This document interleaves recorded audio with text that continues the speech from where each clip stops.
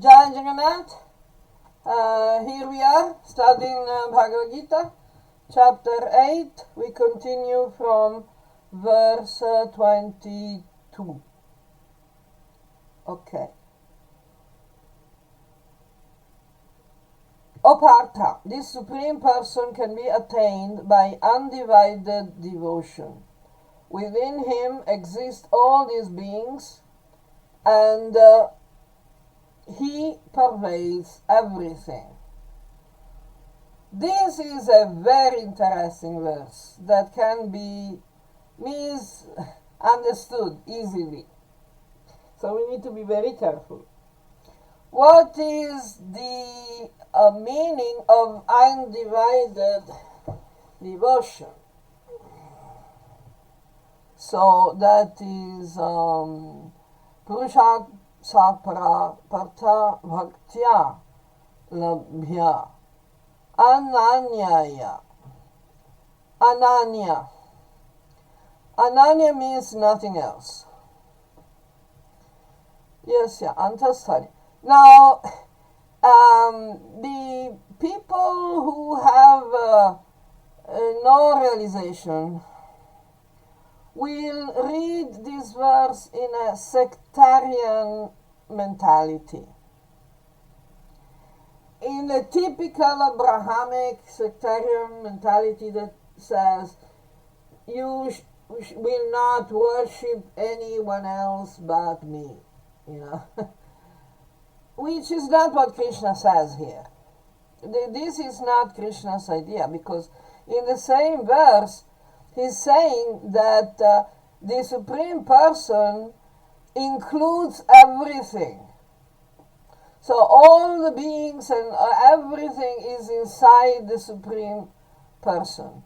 And the Supreme Person is in everything and everyone. The sectarian people will think, this means we only have to worship Krishna Shamasundara, and so we should not worship Vishnu or Shiva or Durga or Surya or whatever, because otherwise we will not attain the Supreme Person. But this is not what Krishna is saying. Krishna is saying that all our life, all our consciousness must always be fixed on the Supreme. So, if someone is disrespecting Shiva but worshipping, Barack Obama or, Narendra Modi or, Sachin Tendulkar or, the Param Puja Sankaracharya or something, they are not devoting themselves to God with undivided attention. Same people who don't, just insult the devas and then they worship their dog or their family, their father or mother, especially if they're not qualified. So this is the point.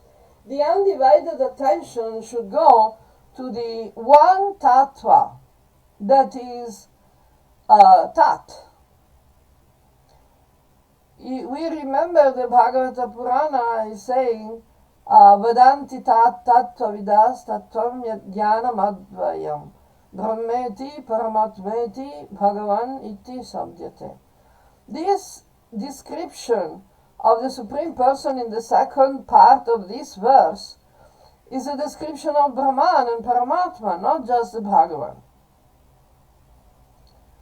So, we have to be completely, undividedly devoted to transcendence, not to one particular form or personality of God. Because to make material distinctions between the forms of God, one is not as good as the other, that's offensive. And as long as we commit offenses, we cannot attain the proper level of realization. I don't know. Is that clear? Is that too rough? It's too forceful. Clear. It's clear. It's clear. Is that painful? No. Good. Because I believe that this realization can be painful to some people because Mm-hmm. they believe they are in the highest possible position because they, disrespect the other personalities of Godhead, in the name of worshipping only Krishna. But the problem is that they don't know what Krishna is. Because if they think that Krishna is the recipient, the container of all beings, and is living in all beings, in all things, they wouldn't behave like they're behaving. So this is a very interesting verse. Okay, let's jump to the next. Let's see if it's less difficult. O best of the Bharata dynasty, Arjuna, I will tell you at which time the yogis leave the body, not to return or to return, and the time when they can attain the supreme destination. Okay, this is interesting because transcendence doesn't care about the time of death. Time, place, and duality are beyond the understanding and the realization of Brahman. So, what Krishna is talking about in these verses is for those who are not completely liberated. Because for those who are liberated, who have already transcended the all material identifications and attachments, there is no question of traveling. Immediately they attain God. Okay, we are talking now about the yogi who is not completely perfected. So, we have three levels of existence. We have the spiritual level, which is totally transcendental. Then we have the subtle level, which is a mental level, another dimension. It's a subtle dimension. Then we have the physical level, which is the physical body, the gross material physical dimension to which our physical body belongs. So the yogi is learning how to use his mind properly. And within the yoga, we have a lot of interesting things, such as the yoga siddhis, and we have the realization, the Brahman realization up to a certain point, which is a very good thing, because we need to realize, we need to understand that we are not the body. So this is definitely important. Then we have the spiritual level. As I said, immediately in the spiritual level, we attain our goal instantly. Okay, so here in this verse, Krishna is talking about the intermediate position. Is that clear? Yes. Fantastic. So we go on At some point in time, when the yogi leaves the body, he can take a path. In the subtle dimensions, there are also paths and portals. Okay, so we have verse 24.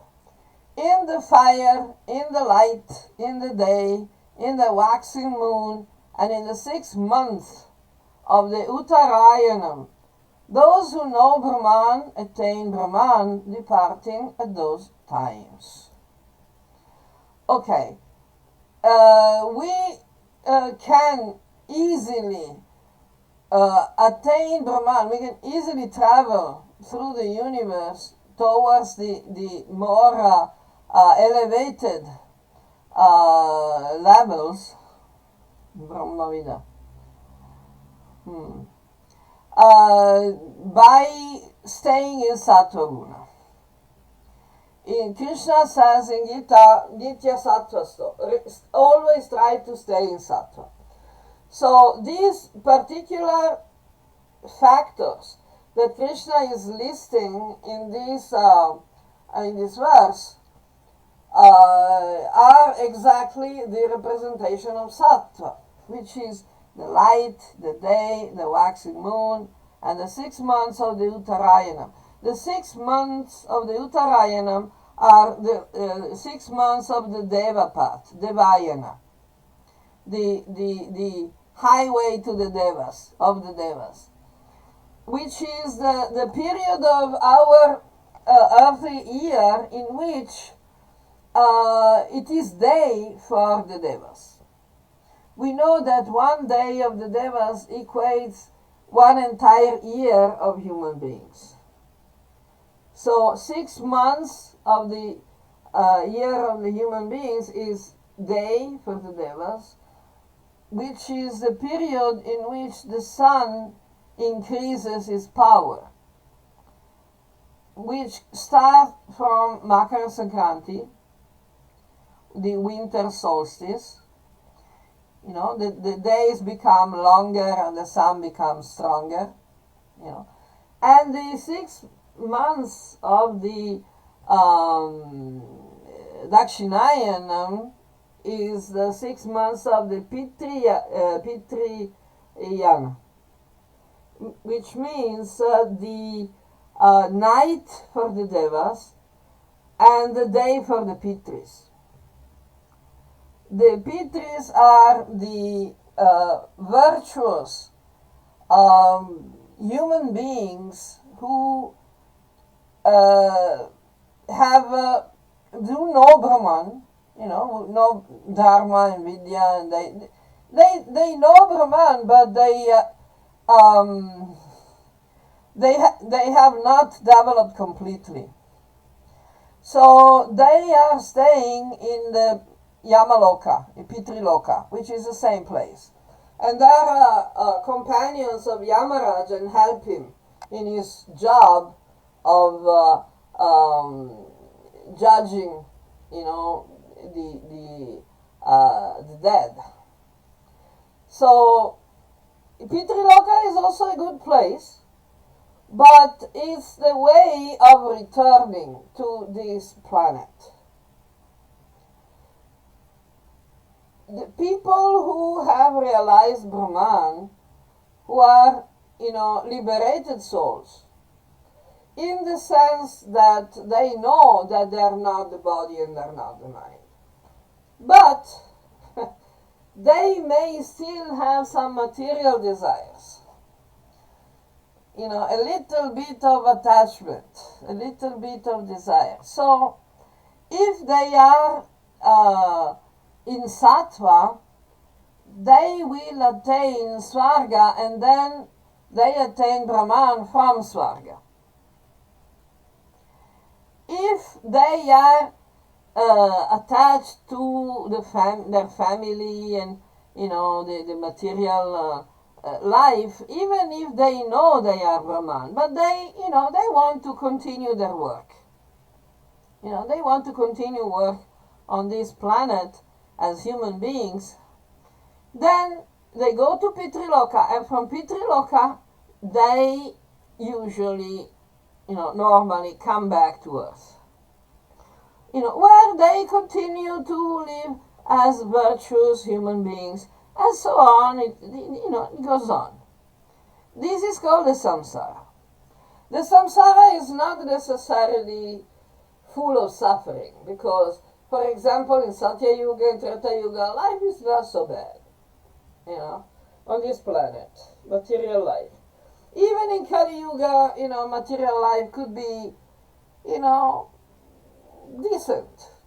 Not too bad. But we need to follow the instructions of the Shastra. We need to follow the system that has been given by Prajapati, by God, through the scriptures. So, if a person who knows Brahman and wants to attain Brahman, they go up. So if they want to have some vacation, they can go to Sargaloka for some time, and the devas are devotees of God, devotees of Vishnu. So they will help him to attain the transcendental level once he's there. It's much easier, if you have the blessing of the devas. But the next verse is explaining the other side, the other highway. Verse 23. In the smoke, in the night, in the waning moon, and in the 6 months of the Dakshinayana, the yogi reaches the lunar light and then comes back. So basically, it's about going in one direction where it is open to go to Brahman, and the other side, from Pitriloka, is practically, it's not happening. Going to Brahman is not happening, because it doesn't support the development, the evolution into transcendence. So this is why the Pitris have to come back. They come back with a good life, they come back to do religious work, but it's okay, but they have to come back. Okay. If any question, please stop me anytime, huh? Okay. Sure. Verse 26. These two paths of the world, the material world, the white and the black, are considered eternal. One takes to the non-return, and the other winds back.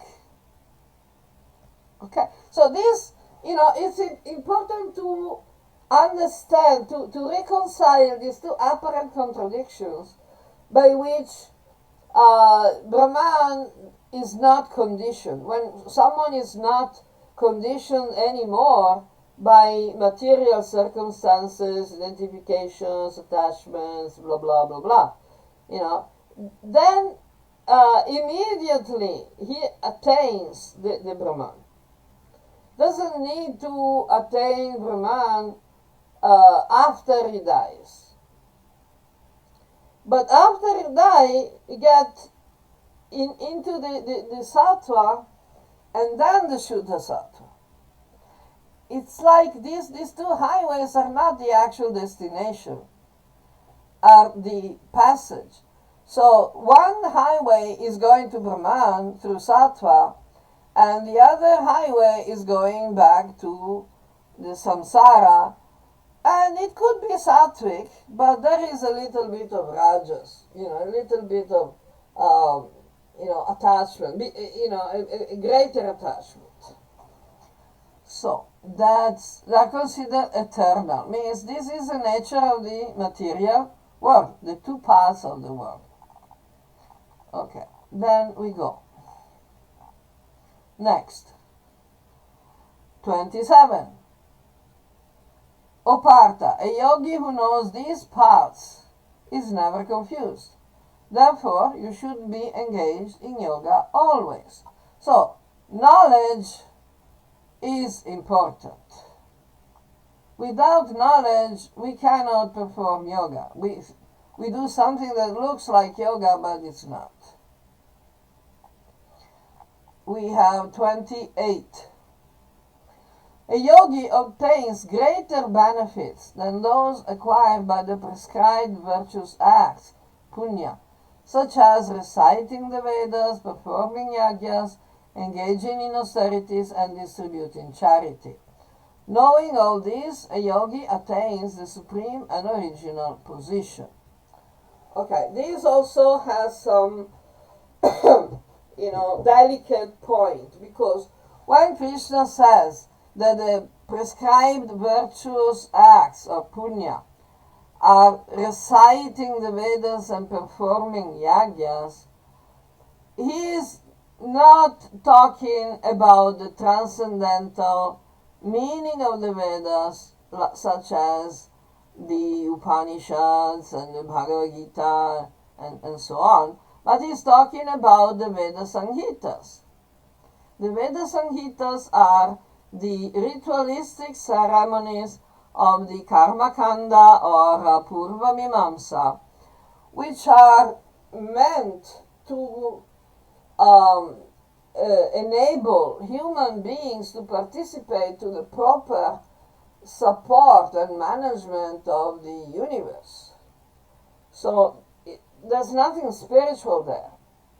And the yajnas that Krishna is talking about in this particular verse are yajnas are ritualistic ceremonies of material religiosity. So, Vedeshu Yagyeshu Tapashu Chaiva Daneshu Yad Punya Param Pradishtam. It means the punya, the people who do these things, like reciting the Veda Sanhitas, the hymns to the Vedas, and performing ritualistic ceremonies, create punya, good karma.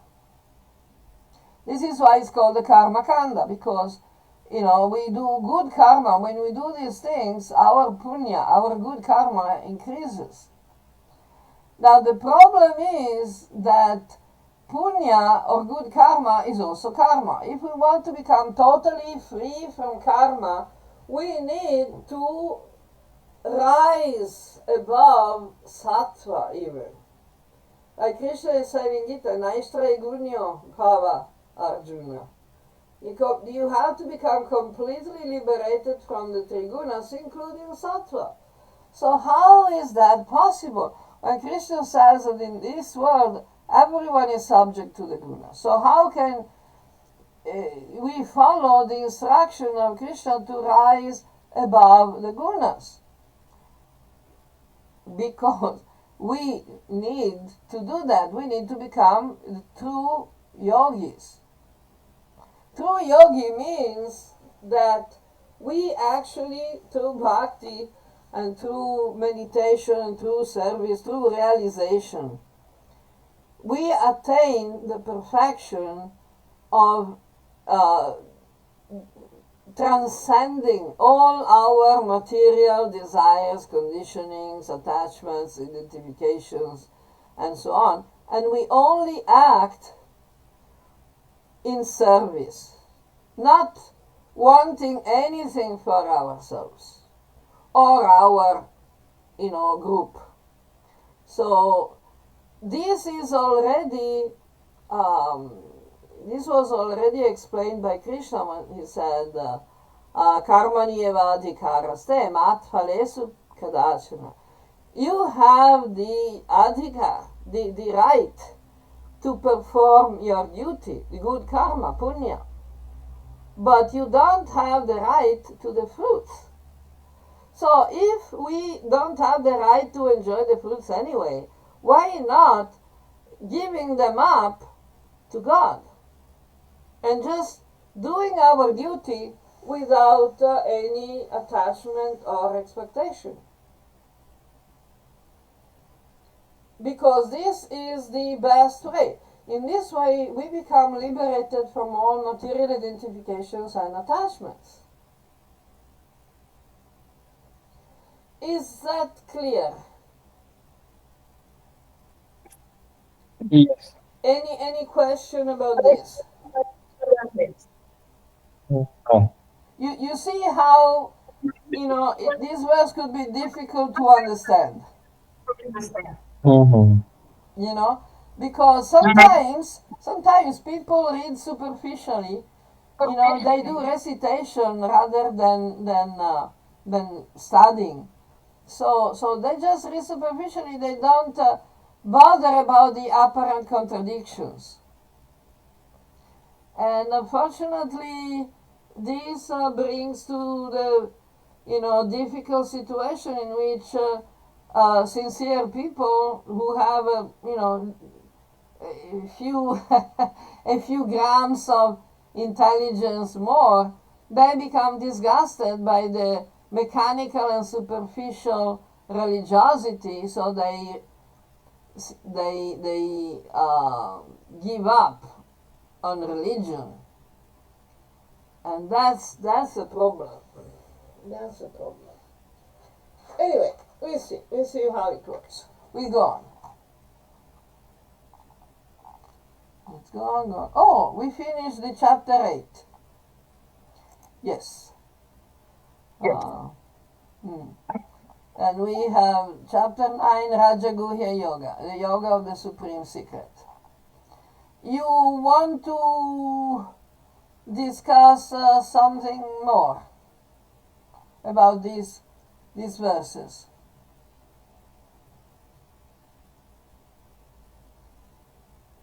No, I think we discussed these points in our earlier discussions Yeah, also. So we covered nothing else. we covered all points. Then, in case, one can also read the commentary. So, should we continue Mhm. on chapter 9? Yeah, we have half an hour, right? Yeah, let's start chapter 9. Okay, we have time. So, verse 1. The Lord said, I will explain to you this supreme secret, because you are not envious. By knowing reality through the theoretical and practical knowledge, you will be free from all inauspiciousness.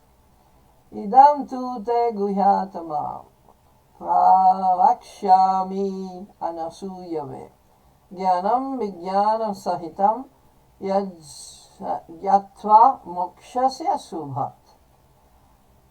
Some people, especially among the Prakrita Sahajya, the people who are artificially thinking they are great devotees. Some of these people insult the concept of knowledge. They think that knowledge, oh no, knowledge is stupid.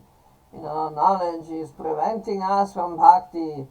Knowledge is the, disaster. These people have never actually understood the Bhagavad Gita. So anyway, knowledge is the best thing, the purest thing. Like Krishna says in Gita, knowledge is the purest thing. Without knowledge, our so-called bhakti is nothing but superficial sentimentalism. Just sentimental, like, ignorant people. They're not really connecting with Krishna. They're just connecting with their own projection of what they think Krishna is, but not the real Krishna. Okay, so we have verse 2. Raja Vidya Rajaguhyam Pavitram Idamuttamam Pratyaksha Dharmyan Susukam Kartum Avyayam. This is the king among all sciences, the king among all secrets, the highest purifier, sanctifier. It is known through direct experience. It is dharmic, it is easy or joyful to practice, and it is imperishable or eternal, avyayam. I often quote the last part of this verse because in relationship with the sadhana. Many people have problems in actually understanding just the right sadhana for them. This is why a guru is so useful, so valuable. A real guru, not the guru, the donkeys and cows that, are presented as gurus sometimes. Because the sadhana must be personal. The sadhana has to be personalized according to our level of evolution, point of our journey, guna and karma and circumstances in life, and there are so many factors to consider when we decide the sadhana program. And the sadhana program can also and should also change within one's lifetime, not only from one person to the other, but even for the same person, there are different forms of sadhana, different configurations of sadhana that one should follow. The basic principle is described here by Krishna. It's the known through direct experience. It is dharmic, and it is easy to practice so that it will be permanent. Let's make an example, like physical fitness.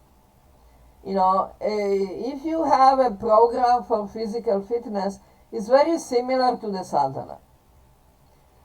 You cannot do too much because otherwise you'll get tired and, after a few days you'll give up. And you cannot do too little because it will not have the proper effect you want to achieve. And it cannot be the same for everyone because, someone is may have some heart disease, someone has some, broken leg or something else. So it cannot be the same for everyone. Trying to give the exact same sadhana to everyone and expecting them to stick to the same sadhana forever, for the rest of their lives, is very much impersonalistic. Because it doesn't take into account the different situations, the different factors of the persons who are going to, follow the sadhana. So the sadhana must be comfortable enough. Like the physical fitness exercise must be comfortable enough to be continued in time. Like, okay, yeah, well, yes, we can do this every day because it's not too much. And it should increase gradually, so that it will not become too difficult, too heavy, all of a sudden, all at one time. And it is directly, perceived through direct experience. So, as I always said, we do what works. So, you start one type of sadhana, it's not working for you, there is something wrong, some problem is there. Then, what you do, you just consult with your guru, and you find what is the problem and how the sadhana must be adjusted and adapted to your particular personal situation. Is this clear to understand? Yes. Excellent. Any questions? No. Okay. We go on.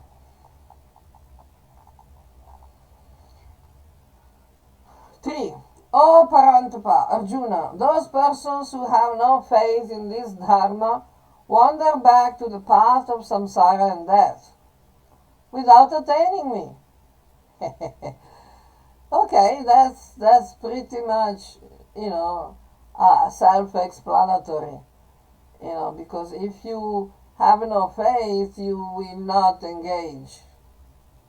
It's not that the system of yoga requires a great amount of faith.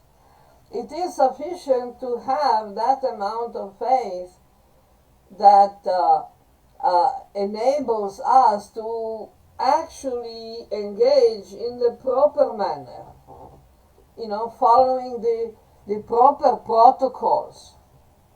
Because if people don't have sufficient faith, they will, what to say, try to do it yourself, do it themselves without having the proper knowledge, the proper understanding. So at some point they will give up because it's not working. They're doing it whimsically. They're jumping from one thing to the other. Whimsically, one day, they set as a sadhana that they want to do so many stutis and so many japa rounds and whatever, repetitions of the mantra. Then they cannot keep it up. And because they have no faith they don't have sufficient faith in the process, they think they can do whatever they want, and if it doesn't work, it's not that they understand that it's their fault because they didn't follow the system. They think the system is not working, or it's not worth it. So you see the problem. Then we go 4. All this universe is pervaded by me in my non-manifested form. All beings exist in me, but I am not in them. What does that mean? It means that Brahman, Paramatma, and Bhagavan are one substance, are the same knowledge, the same consciousness, the same reality, existence, but they manifest in different ways. The Brahman is non-manifested, so it doesn't have any form because it contains all forms. So there's no specific form of Brahman. And this is where all the beings exist because everything exists in Brahman. Now, the Paramatma has a form, but this form is inside the Atman, each Jivatman. Param Atma means the soul of the soul. But it's not limited to that position. So, Paramatma is inside our hearts, but also outside. This is why the Krishna is saying that I am not in them, because the sum total of God is not limited to any specific being. Is that understandable?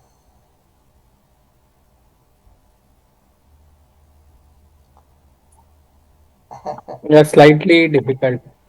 Yeah, I know it's difficult. Okay, maybe we can stop here and take it back from here. What do you think? Yeah.